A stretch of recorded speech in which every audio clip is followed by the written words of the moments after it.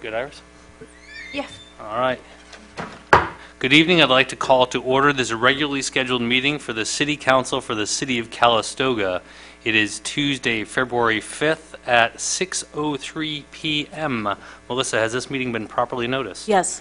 If we have roll call, please. Councilmember Williams? Present. Councilmember Lopez Ortega? Here. Councilmember Kraus? Here. Vice Mayor Dunsford? Here. Mayor Canning? Here, thank you very much. Please all stand and join me for a salute to the flag. I pledge allegiance to the flag of the United States of America and to the republic for which it stands, one nation, under God, indivisible, with liberty and justice for all.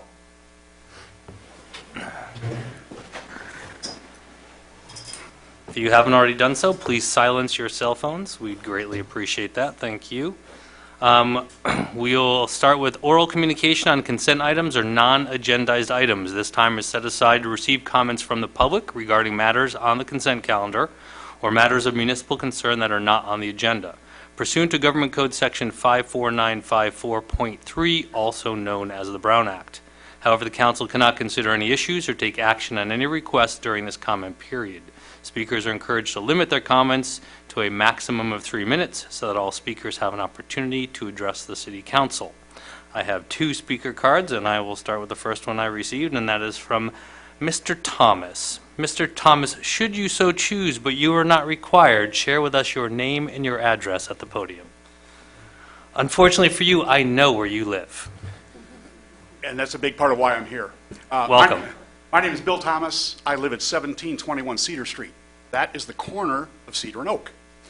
As most of us know, Oak Street does not go through. Many years ago, the City Council was considering, actually I thought they were planning to put a bicycle pedestrian bridge across the river on Oak Street into the back of the Logue property. I was in this room when there was a presentation done. That bicycle pedestrian bridge was going to be a part of phase 2 of the Logue project. And I just wonder whatever happened to it. Thank you. Sure, thank you very much. I recall that meeting, and there was some discussion and debate and concern expressed by some of the neighbors in the area, and that's when we were looking at reviewing the, I think it's called, not the bike plan, what's transportation, active transportation circulation plan. And after much discussion and debate, this council chose to leave that pedestrian crossing on the master plan. So that is still on the master plan. Now the next question is, when does that get enacted? TBD.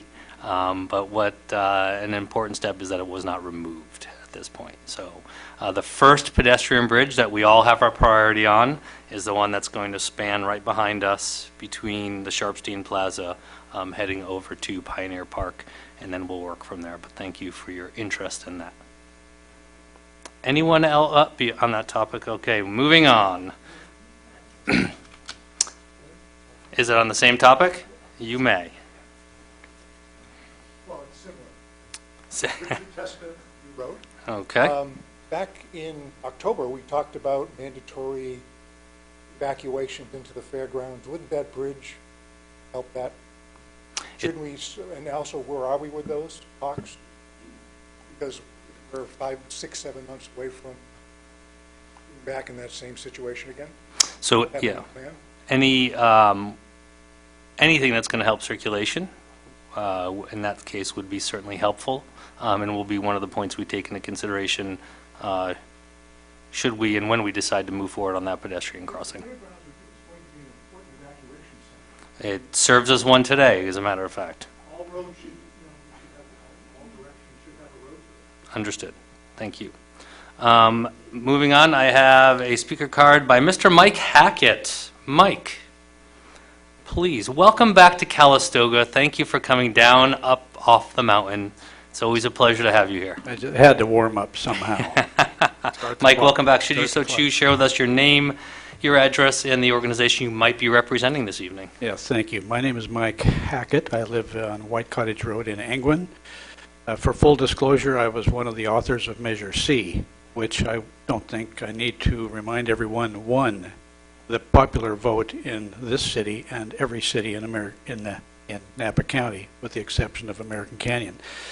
My story starts here in 2015 when I met a guy named Jim Wilson, and we decided that we wanted to take notice of the pending crisis of our water systems, Kimball Reservoir, Napa River, Hennessy, Milliken, Rector, etc.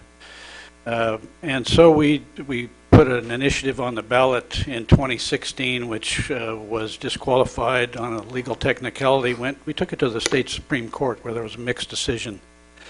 But we came back along with the Napa Valley Vintners in 2017 and crafted another initiative called the Watershed and Forest Woodland Management Initiative, which, as I'm sure you're all aware, was very contentious, and we lost at the polls by about 1%, 600 votes. So, but it didn't go away. We still have the issue, right? I mean, I think we'd all agree that the water is our most important product here. It's a resource we can't do without. You're no different here. What's happened now and moving forward is that several months ago, Congressman Mike Thompson convened some members of the wine industry. All the 4 industry groups were represented, as well as some of the mayors and 2 of the supervisors, along with who I represent tonight, which is the Growers Vintners for Responsible Agriculture. These are some of the people that splintered off from the contentious No on Sea campaign, and Winnie Yarsky, Beckstoffer, Robin Lale, Randy Dunn. All of these people have been around for a long, long time, have nothing to lose, a lot to gain if we save this treasure that we refer to as the Napa Valley. So what Congressman Thompson convened these meetings because he felt like the county supervisors had not been doing enough to protect our water resources. It's unfortunate that all of the reservoirs, yours included, are on county land, in county zoned land, although I'm sure you own around the reservoir. We met 4 times. At the end, we presented a document, we, the Vintners Growers for Responsible Agriculture, put this document in. This is a follow-on to Measure C because the county now, and fast forward to today, the county is working on an ordinance that will accomplish the same goals of Measure C, but the complaint about it not being done in the proper manner, with government doing the dirty deed, so to speak, has been removed. So they've taken these issues and developed a matrix. They've developed a conversation last Tuesday. Am I there? You're at 3. Keep going. I'll give you 30 more seconds. I can't. I'm doing a public service. I want you to know this is going on. I think it's very important that the cities all join in this county decision here. They're making decisions that are going to affect your reservoir, your water supply. You need to be involved. These are our issues. Take a look. On the back is just a narrative that I've written up about basically who the Growers Vintners are and what we're doing. And I appreciate your time, and thank you for letting me go over by a minute or something. Thank you very much, guys. I do have a quick question. I see there's 2 Black areas marks? that have been redacted. No, yeah, those were. And I'm just curious why you would hand us a document that's been redacted. It actually, you can see those are my notes. When I realized that tonight was the meeting, at the last minute, I simply scratched that out so you wouldn't see my notes. One says voluntary, VOMP, voluntary. That's all right. Okay. I just, No. like I saw, No what redaction. we're not supposed to know. My sloppy behavior, that's all it is. Okay. Thank you very much. Mike, thank you very much. The cities are weighing in with the supervisors. Obviously, as you've referenced, our reservoir does sit inside of county land. And then I'll only make one correction to your commentary. Congressman Thompson convened it not stating that the supervisors weren't doing enough. He thought that it would be a good mediation for all of the parties involved, especially when you have something like a Measure C that splits the county from a vote standpoint. So we have all been involved and engaged in that. So thank you, and thank you for your time on that. I want to thank you too, Michael, for coming. It's a lot of work that he and the others have put in on that. So we appreciate your continued efforts on this measure. Thank you. Anyone else wishing to address the council on any item either on the consent calendar or not on the agenda? I have no more speaker cards. Please. share with us your name and your address, should you so choose. Sure. My name is Doug Allen, 224 High Street. I spoke 3 weeks ago at the meeting. I am not going to make it a habit to speak every meeting, but there was something that popped up that was relevant to my comments 3 weeks ago that I'd like to share with the City Council. There was an article or an opinion piece written to the Weekly Calistogan by a gentleman by the name of Matt Sarconi. I don't know Matt, never met him, but given my sentiment of my statements 3 weeks ago, I thought it would be a great follow-up to my statements because this was published about 4 days ago. And this might be more for the chamber, but it's all connected to the growth of the city. And I don't speak for Matt. I don't know who he is, but I just liked a lot of his ideas, and I thought it would be appropriate to follow up my comments a couple weeks ago with some follow-up from him. Some ideas: simple, smaller public spaces right on Lincoln Avenue. Spots with circular benches, maybe a chess table. There's a very popular game called pickleball. Pickleball, let's get a couple public pickleball courts. 2 to 4 public bocce courts. Food trucks, popular. We have some areas that could be utilized for a food truck on the weekends. More festival, kite festival, dog stroll festival, parade of banjos. Can we take better advantage of our beautiful river? Can we turn downtown Lincoln Avenue into a carless pedestrian walk once a month? And new development in town requires solar panels and rain catchers. These are just some ideas from that I liked from his letter. Not necessarily we want to go do all of these ideas, just the energy he had and the ideas that he had to bring some new thought and the right type of growth and the right type of excitement and energy that the city needs in order to maintain itself relevant to my comments last time. Thank you very much. Thank you very much. Thank you. I also appreciated Mr. Sacconi's letter, and I actually reached out to him earlier today with a voicemail to catch up with him. I will say that a lot of his ideas were interesting. A lot of them are worth following up on, but a lot of them are also projects that we've had in the past. It just takes a little bit of encouragement for some other people to get involved, and certainly the first person I'm going to ask to get involved is Matt. So we'll go from there. Thank you. Anyone else wishing to address the council on any item on the consent calendar or not on the agenda? All right, with that said, I will close oral communication and will entertain a motion to adopt the agenda as presented unless a modification is requested. So moved. I have a motion by Councilmember Kraus. I have a second by Vice Mayor Dunsford. All those in favor? Aye. Aye.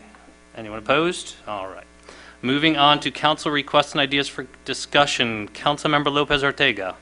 I have nothing tonight. Thank you very much. Councilmember Williams. Yes, I didn't know that Mike Hackett was going to be here, but I did want to ask the council next time to consider our participation in this discussion about the agricultural watershed. My own notes refer to the distance of development to the reservoir and to the streams.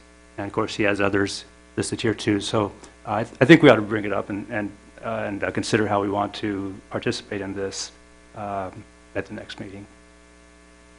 And then I brought up last time the agenda format. That didn't get on the agenda this time, but I think we'll work to get it on the agenda next time around. I believe it's confirmed for February 19th. Is that our next meeting? Yeah, that's great. And then I'll just briefly mention, as a new council member, I'm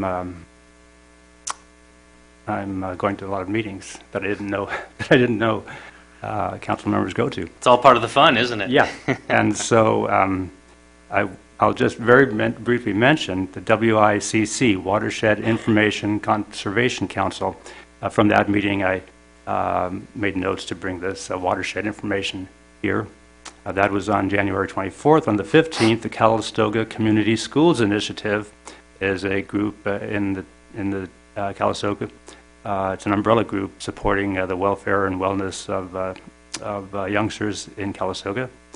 On February 4th was the Youth Opportunity Commission in St. Helena. Again, a collection of 15 or 20 or so people from across the county, again working on behalf of youth I want to thank the city for sending me to the LOCC. That is the League of California Cities. That was for 3 days in Sacramento. That was a very worthwhile experience, and so I appreciate the public sending me to that.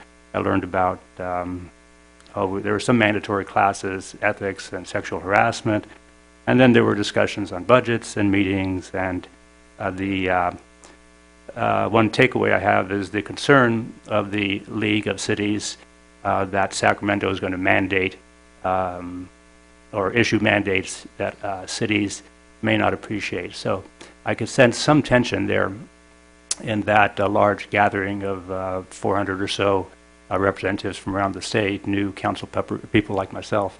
I could sense a little bit of tension there as the league was concerned about those kinds of directives coming from Sacramento.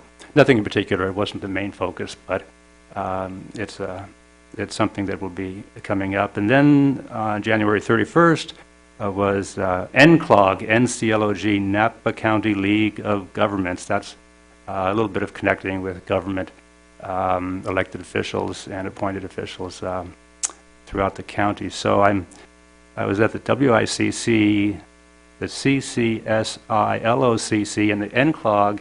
I am in purgatory, acronym purgatory, I guess is where I am, trying to keep track of them all. And the hits never stop coming. Yeah. There'll be even more. So interesting meetings, and I won't report on these all the time. Apparently they're going to keep on coming, but it's off to a good start, so I appreciate your getting me involved in that, and the public sending me to that Sacramento one in particular. Thank you very much. And as we had indicated early on this particular year, it's not just the glamour and the glory on the first and third Tuesday of the month that your council gets to represent the community.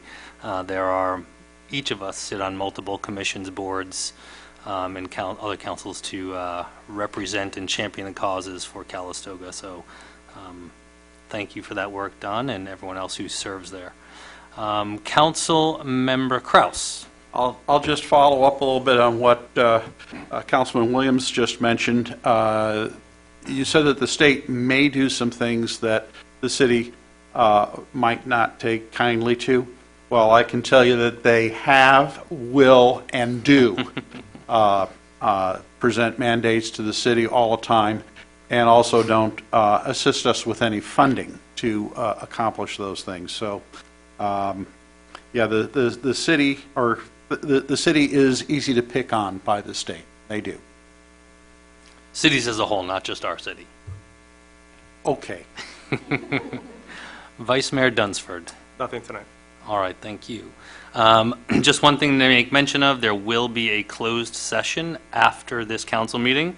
The topic for the closed session is Conference with Real Property Negotiations, 1435 North Oak Street, APN 011-140-007, commonly known as the Napa County Fairgrounds. And this is a further discussion between the council and our negotiating representative, which is the city manager, regarding terms, conditions, and price on the fairgrounds. So that discussion is still going on.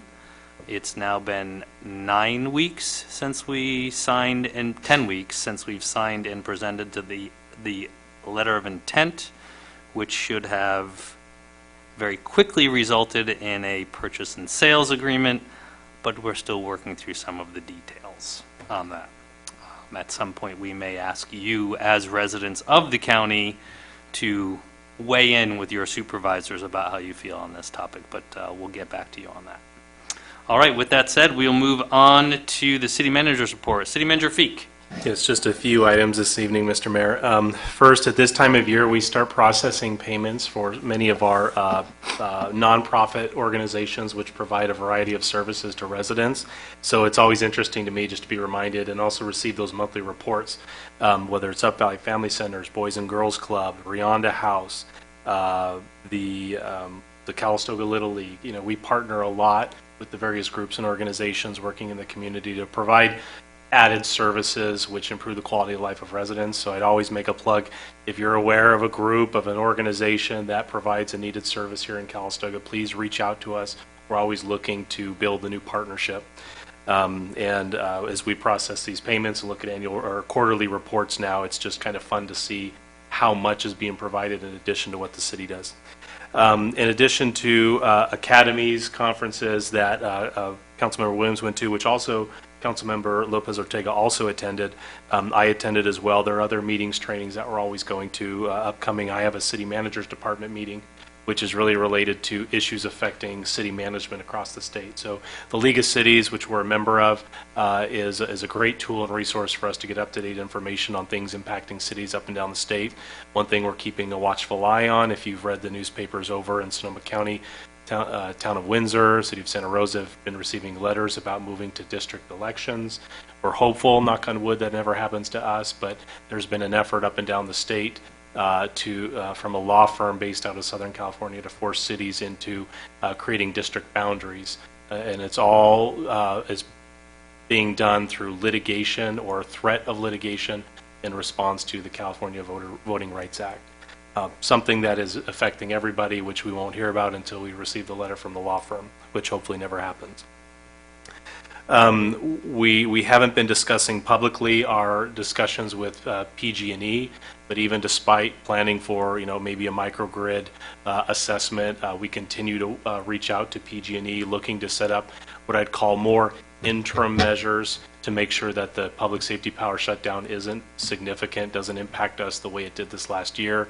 We are working very hard to make sure that the power is on in Calistoga as often as it can be, whether it's a temporary outage that's unplanned or during a planned outage. And so we continue those discussions with PG&E.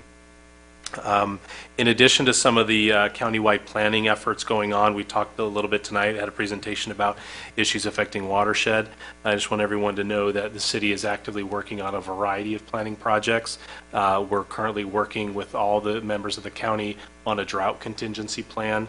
We're also currently updating our flood inundation map. What would happen if Kimball Dam broke or failed?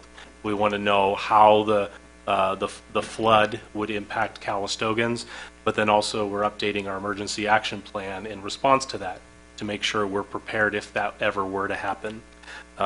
We're also participating on a countywide hazard mitigation plan update. So instead of all member agencies doing their own individual plan, we're all doing one large plan as a group planning effort. Each city will have its own appendix. That's typically been the way we've done this. Interestingly, related to kind of the watershed protection measures, one of the discussion items I heard just the other day was how during hazardous situations like fires, vineyard land on the hillsides acts as a barrier to fire progressing into communities. So there's clearly different ways to look at every individual situation. And so it's very important, I think, that we have city staff, elected leaders participating on these various boards, committees to understand how all these things can be interconnected. Lastly, I would like to invite Public Works Director Mike Kern up just to provide a brief update on some of the work that they've been doing related to water quality improvements here in the city of Calistoga. Mike, if you would.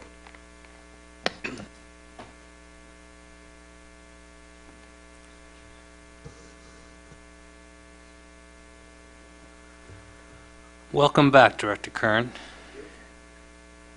Good evening, Mike Kern, Public Works Director. At the last council meeting, Councilmember Williams asked for a quick update on some water quality issues with the city, so here goes.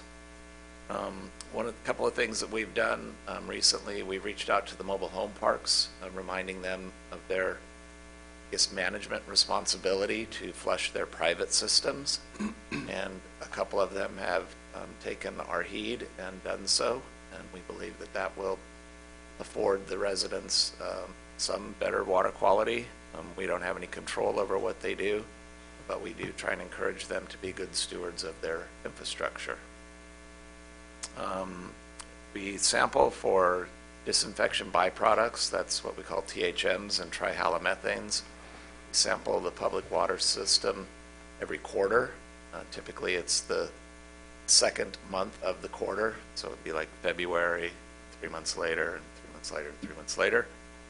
The last sample that we took was in November, so that would have been for the fourth quarter of 2018. And then we average that over the 3 prior quarters, so it's a 4-quarter rolling average. For the sample that we took in November, THM average was 57.7. The maximum contaminant level established by the state of California is 80. So we were well below that. For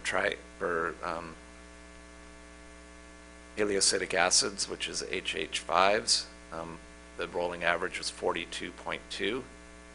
The MCL is 60, so we were well below that as well. So that is a good sign. We brought Phage Tank online the middle of December. As part of that improvement, installed what I'll call a disinfection byproduct stripping machine. It's basically an aerator and a fan across the top of the water. The aerator volatilizes the disinfection byproducts, and then the fan blows it off the water surface and out into the atmosphere, harm no foul. And the idea behind that is to get it out of the water rather than pushing it into the distribution system for consumption. That seems to be helping. The total value of the improvement was just over $2 million, of which 75% was paid for by a grant that Public Works, received from the federal government through Hazard Mitigation Program. So 75 cents on the dollar was somebody else's money. We continue to do weekly flushing on the north end of the system, primarily at White Lane and Tubbs and 128. That seems to be kind of the area where the water doesn't move around as much as we would like to, so we try and scoot it along. We'll continue to do that regularly. We've also purchased what I'll call an automatic flushing device. And that basically is a nozzle that we'll install on the fire hydrant, probably right there by, I call it Mitchell's, I don't know what else you call it, but at Tubbs and 128. So we can set it to flush for 1 hour, 2 hours, 4 hours, every 24 hours, every 48 hours. So we're going to experiment with that.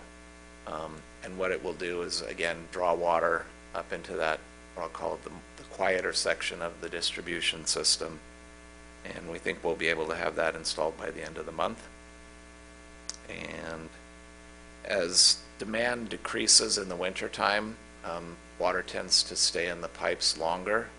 So we've modified our chlorine dosing at the tanks and at our pump stations to step it up a little bit so that there's a higher residual of chlorine so that it is maintained in the system at a higher rate. So you may notice a little bit of increased odor from chlorine, but not anything that's going to be appreciable or unhealthful.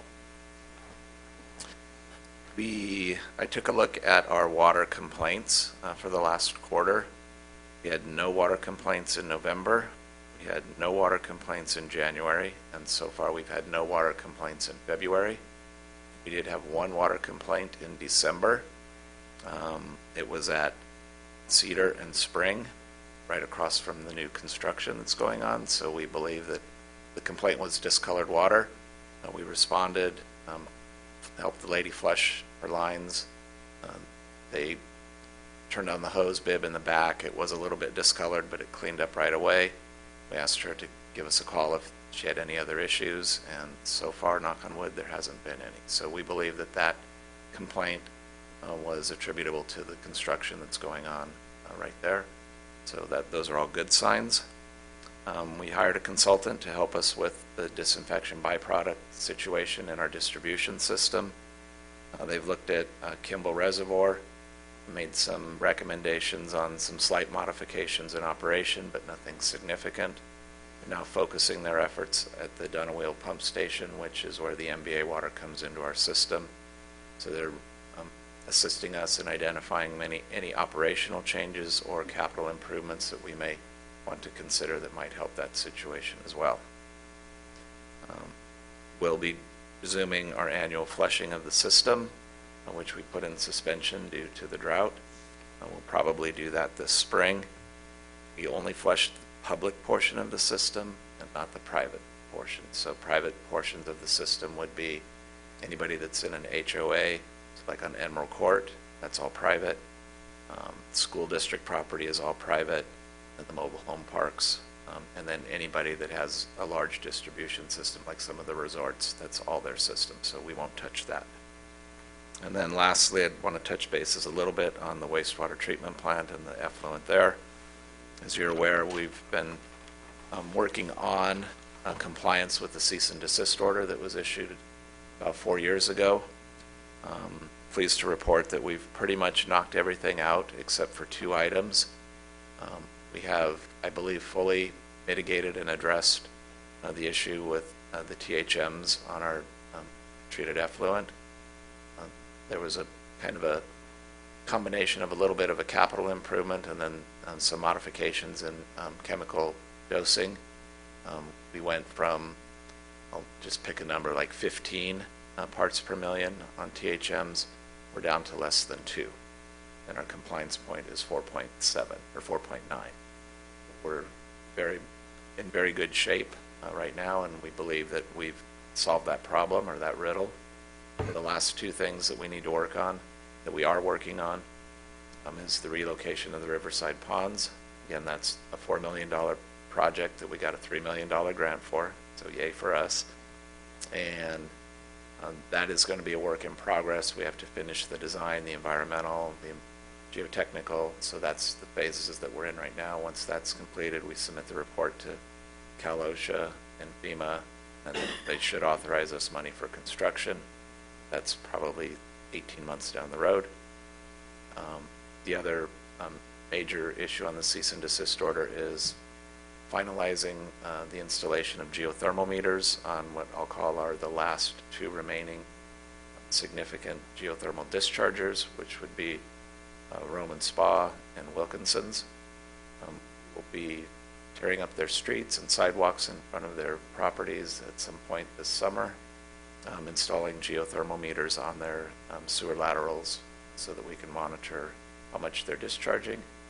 And at that point, it's my position that we will have completed all of the infrastructure work necessary to begin charging the dischargers for their geothermal discharge in accordance with the SPA settlement.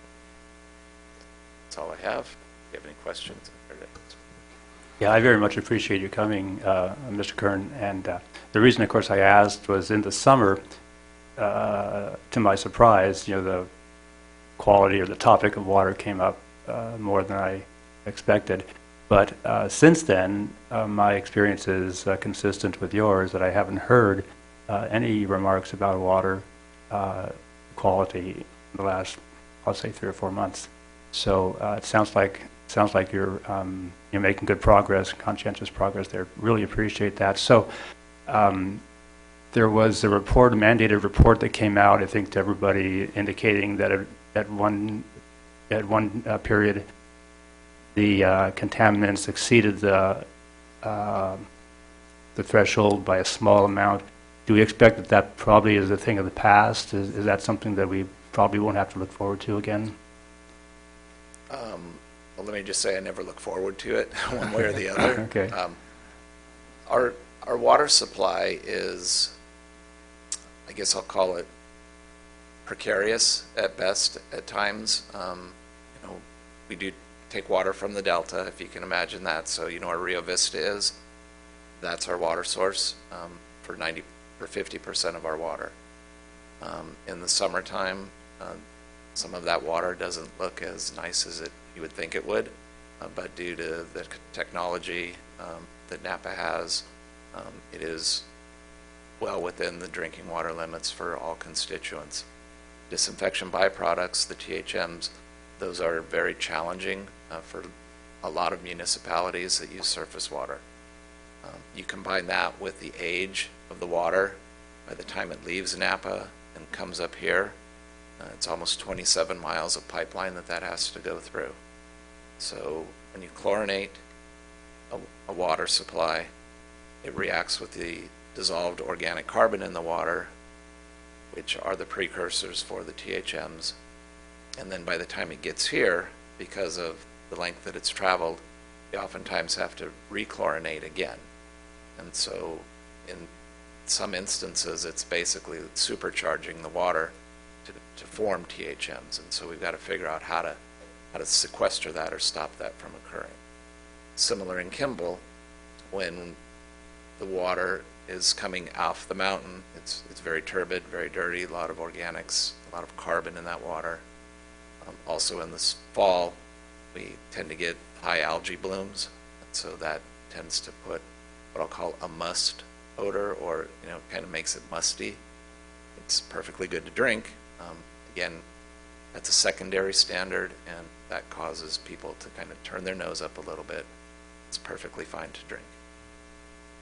Thank you. Good report, thank you. Clearly, you guys are quite busy, so thank you to you and your team for all that they're doing to keep our systems running. So, Thank you. Thanks, Mike. Appreciate Mike. it. City Manager Feek, anything else under your, all right. Oh, I just had one question. The work on the updating of the emergency preparation, do you have a timeline for that? We don't. We've submitted, we've completed the flood inundation map. We've submitted everything to the Division of Dam Safety, which they've signed off on, but it's also been submitted to Cal OES for their review and approval. So once that gets reviewed and approved, we'll bring it back here to City Council for kind of final adoption. The last time we updated the plan and the different appendices was, I believe, a couple years ago. So this will just be an update to that. All right, thank you. Moving on to proclamations, presentations, and awards, and at this point I'm going to turn this over to Chief Celaya for the presentation of the police officer and the police dispatcher of the year. Chief Celaya, welcome back. Thank you. Mitch Celaya, Chief of Police. Honorable Mayor, City Council members, City Manager, and City Clerk, thank you for your time. For your time to allow us to share our recipients of the 2018 Officer and Dispatcher of the Year. First of all, the award, it's based on nomination from their peers as well as their overall performance. And there are certain criteria for individuals to be nominated, and if you allow me to share those, it is 1, exemplary outstanding job performance, 2, or significant contribution or service to community, actions on or off duty beyond the call of duty, such as providing assistance to the community, officer actions of valor, assistance to other agencies, etc. Individual efforts to enhance the professional image of the police department or law enforcement with relationship to the community, and then demonstration of service or action above self. And that's the criteria that's used for nominations as we look at these employees. So I'd like to share that this year's 2018 Dispatcher of the Year is Officer Yuliana Galvan. If I can ask her to step forward, please. Yuliana has been with the police department for about 6 years, 3 months. She's one of our part-time dispatchers, but for those of you that know Yudi, see her in a number of different capacities. She's our community service officer, was doing code enforcement for a period of time, does our property and evidence, will help with abandoned vehicles, as well as doing part-time dispatching for us. And so she's kind of the jack of all trades and is a remarkable individual. And so I'd like to present her the Dispatcher of the Year.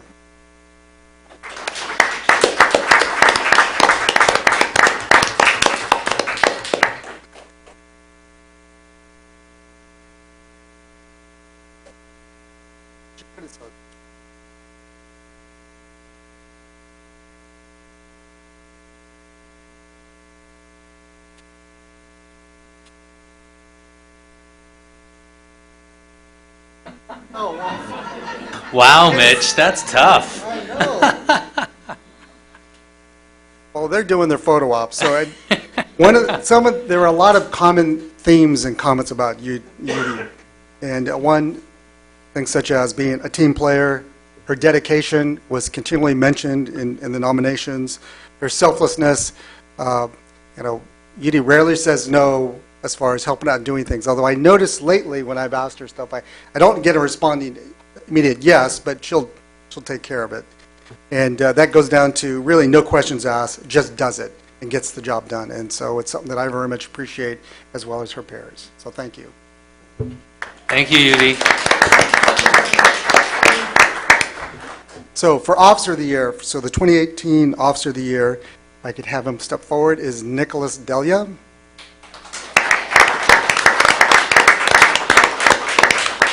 Officer Delia has been with us for a little over 2 years, 2 years, 9 months. He's one of our patrol officers, a rising star in our ranks. He's worked both day shift and midnights, currently on midnight shift, so you probably, unless you're up late at night, you're not seeing him out and around, but earlier in the year, he was working day shift, and so made his presence known. So I'd like to present him the Officer of the Year.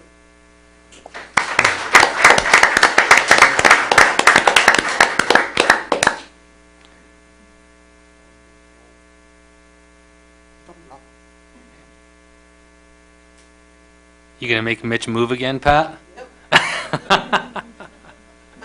you want me to go farther back? Judy, though, you gave me a ticket last month. I did? I'm sorry. Go on back page. Well, if you didn't park illegally, Pat, it wouldn't be a problem. I confess my sin. So a couple items for Nick.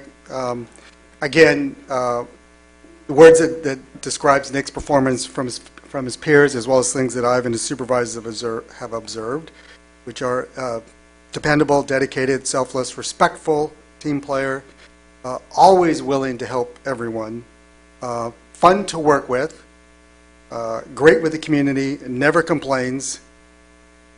I might have wrote that one though. I'm not sure. Just does it, and just makes overall great decisions in the way he does his job. So, congratulations, Nick. Thank you. And I'll open the mic if they would like to say any choice words.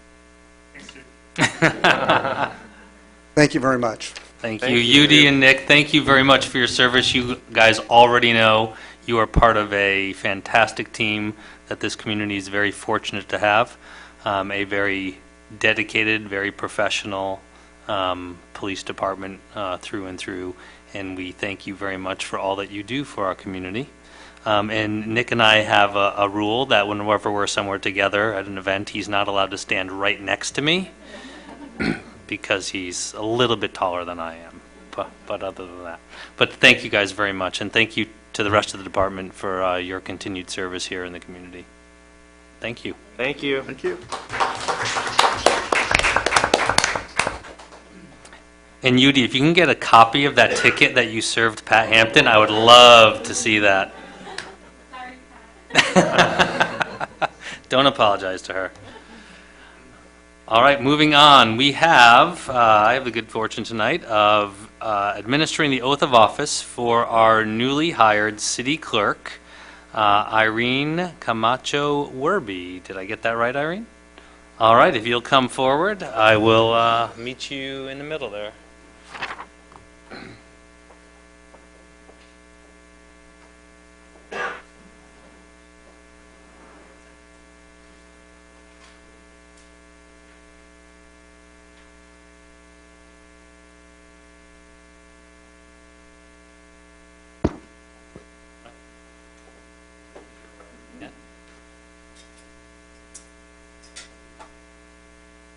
I, Irene Camacho Werby, do solemnly swear that I will support and defend the Constitution of the United States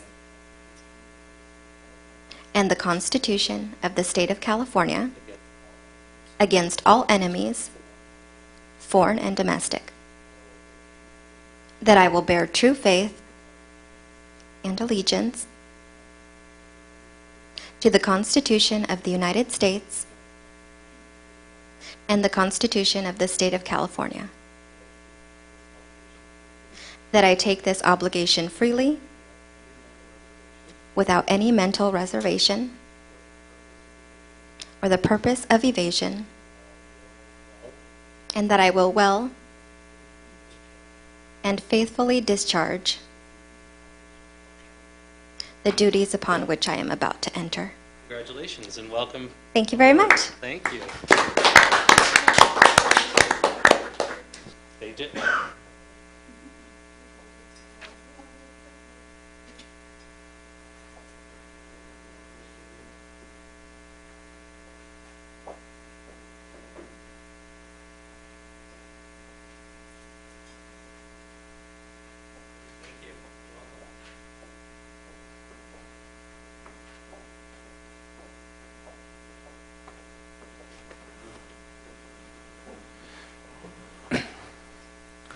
Welcome and thank you, and a big thank you to Melissa for getting us through the interim period and all the assistance you're offering in onboarding, so thank you very much. We will now move on, and actually, sorry, would you like to tell us a little bit about yourself? Anything you're willing to share, understanding that both newspapers are here. Yes, thank you, Mayor Canning and council members. As I've repeated myself since Monday, I'm just very excited to be here. I can already tell that Calistoga is not only a great place to work, but a beautiful and fun place to live and visit. A little bit about myself. Let's see, I have spent, as the papers already have, printed over 13 years in local government. I enjoy participating with the community and especially youth. I think it's fun and engaging when you can provide them new ideas and ways to help support the community. So it's fun for me. Let's see, in addition to working alongside staff, I look forward to working with the council and supporting your mission and goals, as well as serving the community to ensure transparency and continuing to provide excellent customer service. So thank you again, and it's a pleasure. Happy to be here. Thank you and welcome aboard. Welcome aboard. You'll have your hands full keeping this council in line and keeping us out of trouble with our Form 700s, the FPPC, all of that fun stuff. But thank you. All right, moving on. I will entertain a motion on the consent calendar as presented unless anyone would like an item pulled. I would like to pull 3, 5, and 6. 3, 5, and 6. I'll move item 4. Second. I have a motion by Vice Mayor Dunsford. I have a second by Councilmember Iris Lopez Ortega to move item number 4. All those in favor? Aye. Any opposed? Okay. Councilmember Williams, item number 3, your question. A very yes. Sorry, I just have to read it. Consideration of approving minutes of the January 15th, 2019 regular city council meeting. The recommended action was to approve the minutes. Yes, sir. A very small item on the last page, page number 7. It's a matter of nomenclature. The Napa County Gang and Youth Violence Commission is renamed the Youth Opportunity Commission. Okay. So that it's a little bit more positive spin. I'll say. Yeah, and so it's just a correction as to the name there. All right. And then city clerk and city manager, on all the other documentation we have relative to that organization, can that change be reflected, please? Correct. We'll make sure that it's corrected. Thank you. Councilmember Williams, would you like to move item number 3? Let's see. Would you make a motion to accept item number 3 with the modification? Oh, yes. I will move to accept item number 3 with modification. Okay. Second. Motion by Councilmember Williams, second by Vice Mayor Dunsford. All those in favor? Aye. Any opposed? Motion carries. Councilmember Williams, item number 5, consideration of a resolution authorizing the city manager to execute a purchase agreement with RDO Equipment Company for a vacuum trailer for an amount not to exceed $79,995. The recommended action this evening was to adopt the resolution. Your questions, please. Yes, my question, and I'm sure you can answer this, but sometimes it makes most sense to own a piece of equipment. Does it make sense to consider renting this kind of equipment or sharing it with St. Helena? And I know it depends on how often it's needed. The more often it's needed, the less sense it makes to rent or to share it. But I just thought I'd ask before we spend the $80,000 or so. Thank you very much. Director Kern, this staff report has your name on it. I see your name as the from. Welcome back, Director Kern. Good evening, Mike Kern, Public Works Director. So Sure, we'd love to share with St. Helena. They have a vac truck, not a vac trailer. So they have a $500,000 plus piece of equipment, and they use it regularly and often. I believe that so this is a baby step for us to get the equipment that we need desperately for my guys to do their job. It comes in handy on multiple work activities. Probably one that is a little bit I didn't think of until I was putting the staff report together, but because of the stormwater requirements, we have to put in what we call the trash racks or the trash collectors. Those are devices that are put at the bottom of some of the curb inlets where the trash comes down the curb and gutter and then flows into the drop inlet. So we've got these baskets down there that periodically will need to be vacuumed out. From the street grade to the bottom of those baskets, in some instances more than 7 feet below grade. Makes it very difficult to get that out of there. So as far as rental goes, often this piece of equipment is something that we need at midnight o'clock when there's a water break, and we need to get that vacuumed out and cleaned out so that we can make the necessary repairs. Kind of difficult to call Action Rents at 1 in the morning and get something here timely. I understand. Yeah, I just thought I wanted to ask, how often do you use this kind of machine? Just for my information, is it weekly or month? For this one, it'll probably use at least weekly, if not more than weekly. Thank you. Yep. Thank you. Thank you for the question. In that case, I move that we adopt item number 5 as proposed. Second. We have a motion by Councilmember Williams, a second by Vice Mayor Dunsford. All those in favor? Aye. Any opposed? Moving on. Item number 6, consideration of a resolution approving a contract with Professional Meters, Inc.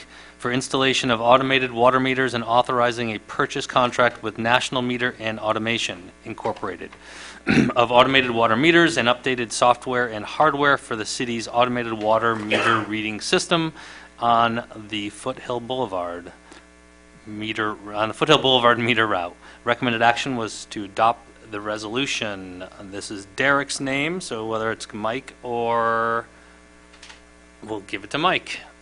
Your question, Councilmember My Williams. question, I'm sorry, I just didn't quite understand what's being proposed here. Is it the case that we have meters that last for 20 years, but the technology behind them wears out sooner? I'm sorry, I just didn't understand exactly what's Okay. happening here.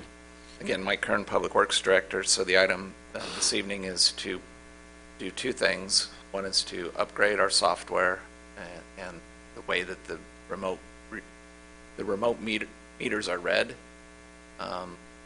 Right now, the technology that was purchased in 2006 is 13 years old. They don't service that platform anymore. So we need to upgrade it so that those signals can be retrieved and picked up as the guys drive by. So that's part of it. The other part is purchasing approximately 50 remote read meters that will be installed for customers on Foothill Boulevard, basically from Lincoln Avenue to Petrified Forest. So right now the guys have to walk along Foothill Boulevard. They know where the meters are, but sometimes they're up on a hillside. They have to scratch around in the dirt, flip the lid, clean the dirt out, read the meter, put it back, walk to the next one. So they're walking along the shoulder of the road every other month. So it's kind of dangerous. We want to get them out of harm's way. And then the last component of this is hiring a contractor to physically go in and swap those meters out. So it's multiple things that we're doing.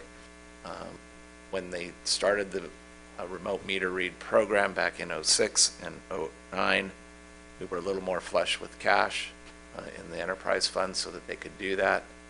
We kind of went in the other direction on our fiscal resources, so we had to suspend the balance of the conversion of the city's system. We're now in a position to start that up again. Ideally, we would have all of the meters on remote reads, so it's basically one person driving through town to pick up the data, then it would be downloaded directly to the finance department. So that's one of the benefits of the new software, that it goes up into the cloud, can be retrieved digitally right back into the computer system. So there's no chance for errors in transposition for data entry. More times you enter data, the more chances are that there's going to be a hiccup. So that's what this does. Thank you. My last item, it may be a typo here. I'm looking at the resolution, line 23 and 24, indicating the low bid of 10,000, but in the previous page, the bid is 77.75. So I don't know if that's a material discrepancy or if it's not a material discrepancy. I understand line 56, the amount not to exceed 10,000, no problem with that. So the low bid was the 7775. Yeah. Derek added some contingency to that to provide a cushion. Yeah. So it shouldn't read low bid. I apologize for that. It just said a contract amount not to exceed $10,000. Thank you. In that case, I move that we... I have one question for Mike. It's, when a new meter is set someplace in town, either are they automatically the remote read? Yes, they are. Great. At the owner's expense. Great. All right. Any other questions on this? All right. Would you like to? Yes, in that case, I move that we adopt this item number 6 as proposed. Second. I have a motion by Councilmember Williams, a second by Vice Mayor Dunsford. All those in favor? Aye. Aye. Any opposed? All right, moving on. Thank you very much, Mike. There are no public hearings this evening. There is no other general government action. We will adjourn into closed session, as previously mentioned, and the item for closed session, also previously mentioned, is adjournment to closed session on the following matter: conference with real property negotiations, Government Code 549546.8. The subject property is 1435 North Oak Street, APN 011-140-007. The agency negotiator is City Manager Feek. The negotiating parties on the other side for the county is Min Tran, the Napa County CEO. Under negotiation and discussion that we'll discuss in closed session is price and/or terms for payment for potential purchase of the property. Before going into closed session, is there anyone in the public that would like to address this matter?